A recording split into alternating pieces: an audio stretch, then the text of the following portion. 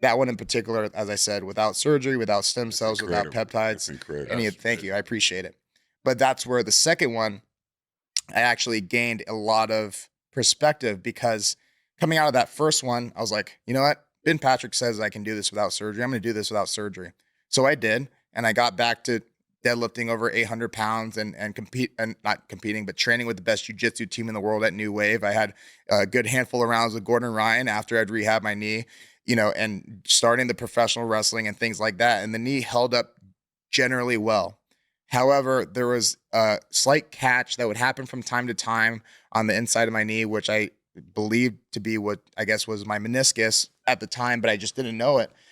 And so, about a year after I cleared myself from the first injury, is when I went back to Arizona, and unfortunately, with the same friend. Oh, wow. Yeah, this one though, it wasn't as visually catastrophic. It was actually a really subtle position, but then the aftermath was much worse. Wow. The first one, after he took me down like that, I somehow was able to stand up on my own and walk away from it. Man. The second one, though, after essentially he had me what's called half guard, where he's Mhm. locking my leg down, my singular leg. He was pinching on it to try to keep me from moving, and I was trying to step over his leg to pass his guard.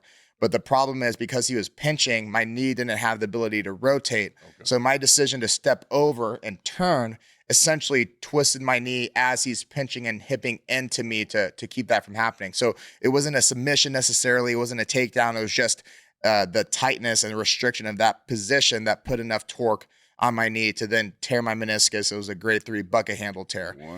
And yeah, and so that one itself audibly sounded like me trying to take that branch and snap it in half.